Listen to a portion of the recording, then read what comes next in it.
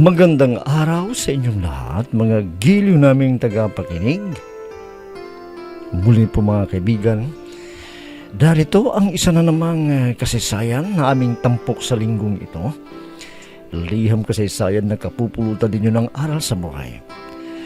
At ngayon mga kaibigan, narito ang unang yugto ng liham kasaysayan na ipinadala ni Anita dito sa ating dula. Love and Memories.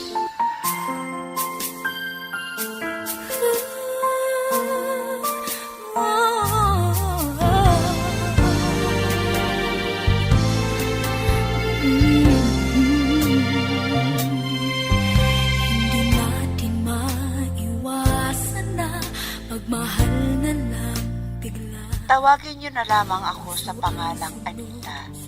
Ako po ay isa sa libo-libong tagapakinig ng inyong programa. Nais ko ring maisadula sa radyo ang aking karanasan sa pag-ibig. At ganito po sisimulan ang lahat. Friend, tignan mo oh. Ang ganda na ngayon ng ating plaza. Ang daming dekorasyon ang nilagay ni Mayora. Siyempre, iba kasi ang babae na mag-isip. Puro magaganda ang gagawin para matuwa ang mga namamasyal, hindi ba? Sa bagay, tama ka dyan, friend. Noon, halos wala kang makita sa plaza. Ngayon, iba't ibang palamuti ang nilagay para maakit ang mga tao na maglibang dito sa mga nakikita nila. At sana naman, makita rin natin ang mga Prince Charming natin na matagal na nating hinihintay. Kaya pala tayo pumunta rito, friend. Dahil may dahilan ang maghanap ng magiging nobyo natin. Oo naman. Oh, talaga. Bakit? Hindi ka ba naiinggit sa mga nakikita mo na magnobyo dito? Panilambingan ang ginagawa, oh. Oh, hindi ah. Dahil ayoko pang magkaroon ng nobyo. Istorbo yan lang sa buhay. May pangarap pa ako na gusto kong matupad. Kaya ikaw na lang ang maghanap ng magiging nobyo mo. Tama ka na nga. Pero alam ko na may crush ka. Pero hindi ka niya pinapansin. O ano, friend? Oo na. Para tumigil ka na sa panunukso mo sa akin. Hindi na ako pansin dahil may nobya na siya eh. Kaya maghintay na lang ako ng aking magiging kapalaran. O sige na, maghanap ka na ng nobyo mo. Ayun o, ang gwapo! Tingnan mo! Ayun si Oscar! Nakikita mo niya!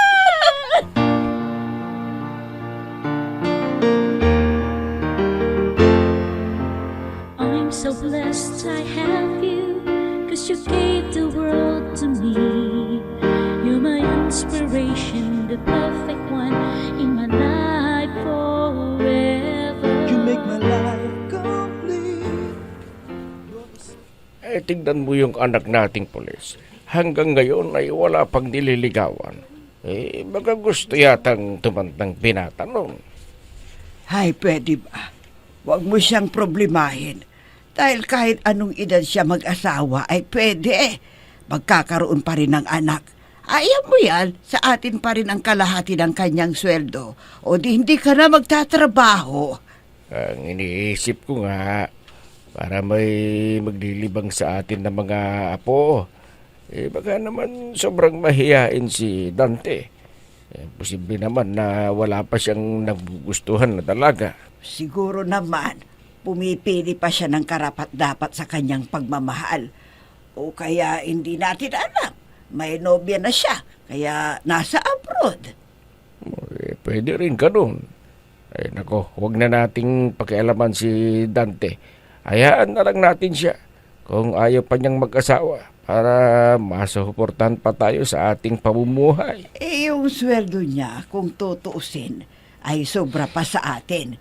Siguro nag-iipon pa si Dante para pag nag-asawa, walang problema. Dahil hindi natin siya matulungan. Wala tayong ari-arian na pwedeng ibenta. Kung sakaling mag-asawa, wala tayong maitutulong, hindi ba? Ganun na nga. Kaya pag makausap ko ay tatanungin ko sa kanya kung may nobya na siya o wala pa. Ikaw na ang bahala dyan. Pero Huwag mong sulsulan ha na maghanap ng kanyang mapapangasawa para hindi na mabawasan yung ibinibigay sa atin na sweldo niya.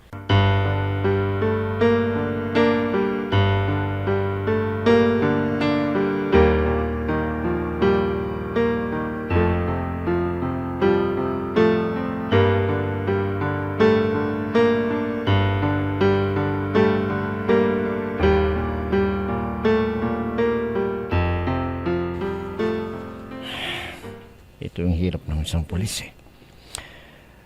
Kung hindi araw sa gabi ang duty.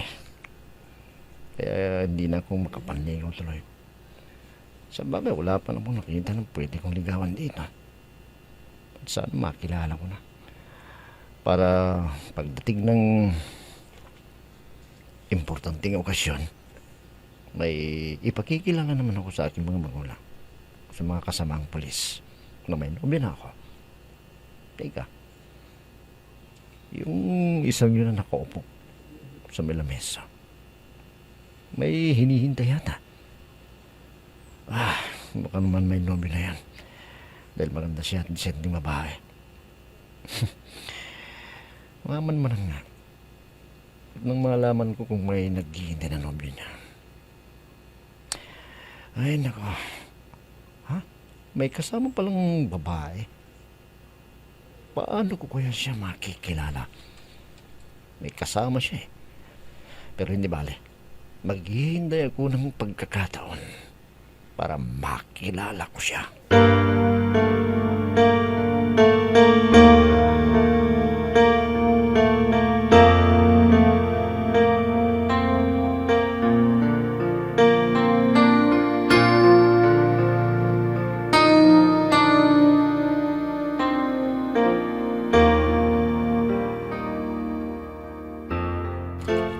Tignan mo, friend, oh. Dahil sa kakaikot natin, tuloy nagutom ako. Ano bang makakain dito sa plaza? Oh, ayun no. May burger stand doon. Di, bigyan mo ako ng pambili at pupunta ako doon. Sige na nga, pagkatapos nating magmerienda, uwi na tayo ha. Dahil maaga pa ang pasok ko bukas. Oh, to pera. Bumili ka ng makakain natin. Okay, friend. Hintayin mo na lang ako dito. Pero huwag kang matakot. Dahil may mga pulis na nagruronda para ipagtanggol ang tao pag Sige may manggulo. na, bumili ka na. Gutom na ako. Huwag ka nang magdaldal dyan. Baka hindi ko na maihakbang ang paa ko sa gutom. Sige na. Okay, boss. Sandali lang. At hintayin ang mainit na burger na darating. Oo, bili ka ng tusok-tusok dyan ha. Sige na, umalis ka na. Ayun na si Mina. Ang bilis namang lumakad. Nakarating ka agad dun sa burger stand. Sabi ko, bumili din ng tusok-dusok. Bumili ka ng tusok-tusok. Talian mo. Hindi yung burger. Miss, may hinihintay ka ba? Pwede bang makiupo muna dito sa tabi mo? Sige lang, sir. Kayo ba ang nagro-ronda dito? Ay, buti naman para walang mag-hold up o sindikato na kumukuha ng mga dalaga. Kaya nga ako lumapit sa'yo eh. Baka maatsambahan ka pa ng mga masasamang loob dito. Lalo na maganda ka. Huwag mo sanang mamasamain, miss. Pwede ko bang malaman ang pangalan mo? Pwede naman, sir. Ako si Anita. At yung kaibigan ko, si Mina. Ayun o, bumibili ng burger dahil nagutom ako. Sana kung may pagkakataon na makapag-usap tayo para makilala naman natin ang bawat isa. Teka, may trabaho ka ba? Baka pwede naman kitang sunduin. Kung pwede lang naman. Oo, sir. Doon ako nagtatrabaho sa isang kumpanya dito sa bayan natin. Sige. Pwede ba kitang bisitahin doon para naman masundo kita? At sana, matanggap mo ako bilang kaibigan.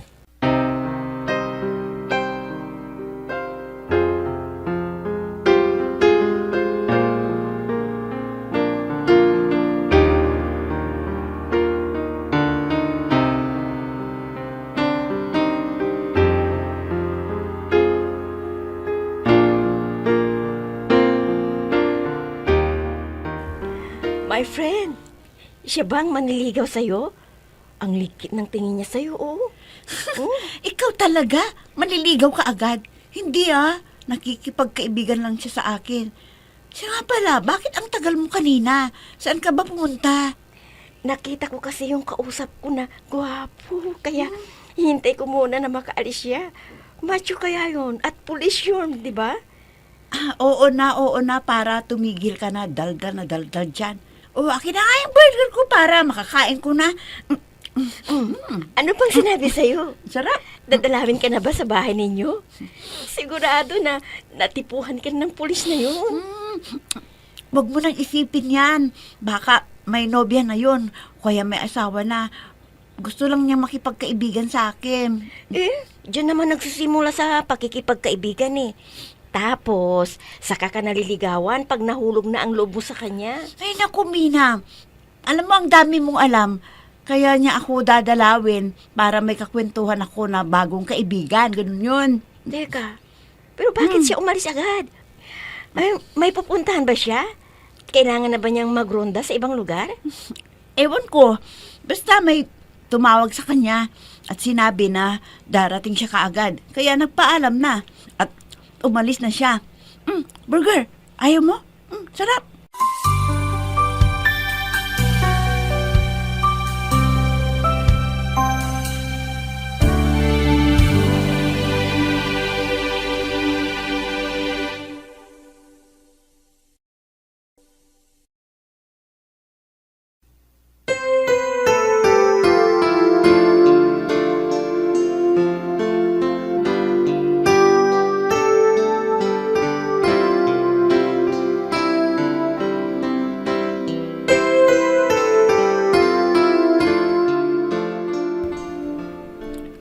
Anita, saan ka ba galing?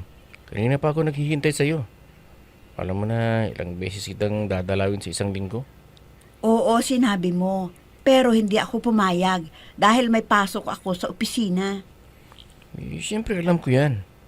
Pero alam mo, may pinagtapat ako sa'yo na ikaw ang babaeng laman ng puso ko at mahal na mahal kita. Pwede ba? Sinabi ko naman sa'yo, wala akong nararamdaman para sa'yo. Bakit hindi ka nalang humanap ng iba? Hindi, Anita. Hindi ako susuko hanggat wala ka pang asawa. Tandaan mo, nandito lang ako na nagmamahal sa'yo. Ikaw talaga ang kulit mo. Paano yan? Kung ganyan ang gagawin ko tapos wala ka ring mapapala. Kaya habang maaga pa, ibaling mo na lang sa iba. Kasi ikaw ang gusto ko eh. Kahit hindi mo pa ako sagutin, maghihintay ako basta bigyan mo lang ako ng pag-asa. Ikaw ang bahala. Basta, sinabi ko na sa'yo, hindi ko pa alam kung kailan ako magmamahal dahil busy pa ako sa trabaho ko at ayaw ko pang paistorbo. I'll be with you for the rest of my life. From the bottom of my heart, I'll always be with you.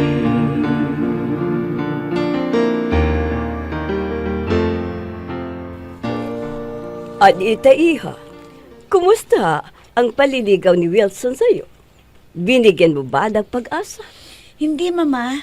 Dahil ayokong may nagbabawal sa akin. Sa itsura ni Wilson, baka hawakan niya ako sa liig at kung ano ang gusto niya ay masusunod. Siya na lang ang piliin mo na maging nobyo, Iha. Dahil may kaya sila sa buhay. Mama, hindi yan ang batayan ko sa pagpili ng magiging nobyo ko. Ang gusto ko, yung lalaking mahal ko. Anita Iha, magugustuhan mo rin si Wilson dahil gwapo siya. Isa siyang batyo, kaya sigurado ako na ang daming babae ang humahabol sa kanya. Hindi, Mama. Hindi lang ninyo alam ang kanyang tunay na pag-uugali. Sobrang yabang. Ang akala, magugustuhan ko kaagad. At gusto niyang sagutin ko siya kaagad. No way! Pero sa tingin ko, ay mabait na ba siya, Iha? Siguro kaya minabadalik ka na sagutin mo para malaman niya kung may pagtingin ka sa kanya. Kung gusto mo siya, sige, bigyan mo ng pag-asa. Hindi, Mama. Ayaw ko pa makipagrelasyon dahil hindi pa ako sawa sa pagdadalaga ko. At ayaw ko rin na may nagbabantay sa akin.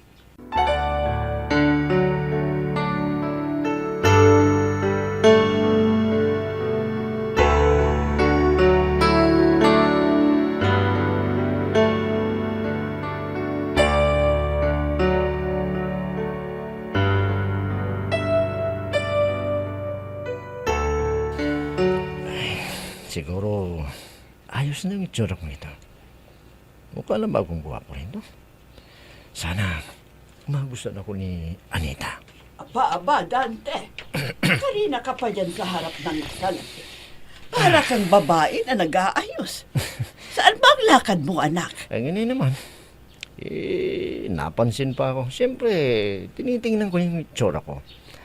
Para walang maipintas naman yung babaeng natipuhan ko. Ay, naku, Dante.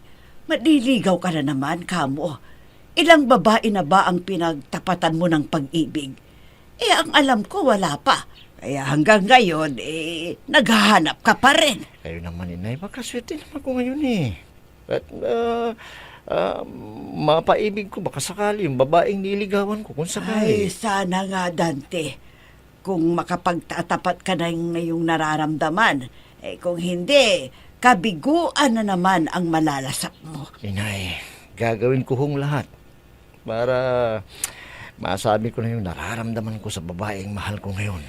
Sige, ikaw ang bahala para magkaroon ka rin ng nobya. Dahil alam ko na kinakantsawan ka na ng mga kaibigan mo eh. Dahil ang mga kaibigan mo ay may asawa na at nobya. Pero ikaw hanggang ngayon wala pa rin. Huwag kayong mag-alala, Nay. Dahil hindi na ako mabibigo sa pagkakataong ito. Hindi na, inay. Minsan ng isang simpleng ngiti ay mayroong dala, isang tapat na hangarin at pangakong dakila. Hindi man ito pinapansin, minsan'y Salamat, Anita. Dahil pinayagan mo ako na dalawin kita dito sa bahay ninyo. Sa tingin ko naman, wala siguro masama kung dalawin mo ako, hindi ba? Alam ko, may sadya ka sa akin. Kaya pumunta ka dito sa bahay namin, hindi ba? Oo. Kaya, huwag ka sanang gagalit. Ha? May gusto lang sana akong malaman. Sana magtapat ng Dante na ito sa akin.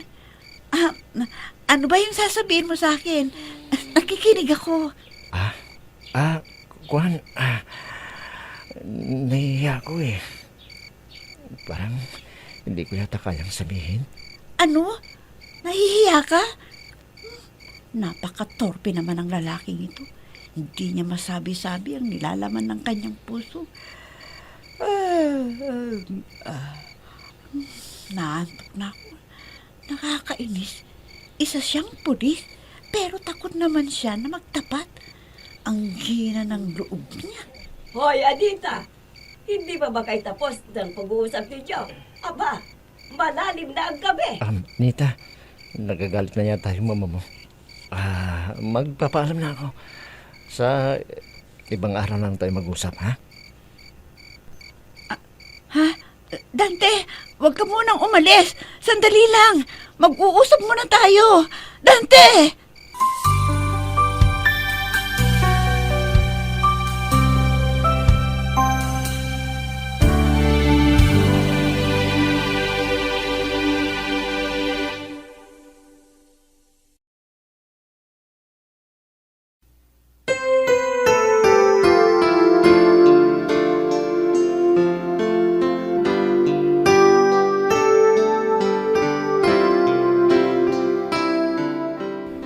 Kailan kaya magtatapat ng pag-ibig si Dante kay Anita? Mga kaibigan, huwag ninyong kaligtaang subaybayan ang pagpapatuloy at ikalawang yugto ng liham kasaysayan na ipinadala ni Anita dito sa ating dulang. Love and Memories. Mga nagbibigay buhay sa ating dula ay sina Mayra Abrihal Narnola, Susan Malikdem, Robert de Guzman, Yehuda Ismael, Eva Alcoriza, Jun Cabato, Ami Diaz, at si Oscar Ora. Technical supervision at musika ni Oscar Ora. Nilapatan ng tunog ni Robert de Guzman. Mula sa panulat at direksyon ni Ami Diaz. Love and Memories. Inihahandog sa inyo ng F3 Recording Studio para sa Pambansang Radyo ng Pilipinas, Bombo Radio, Philippines.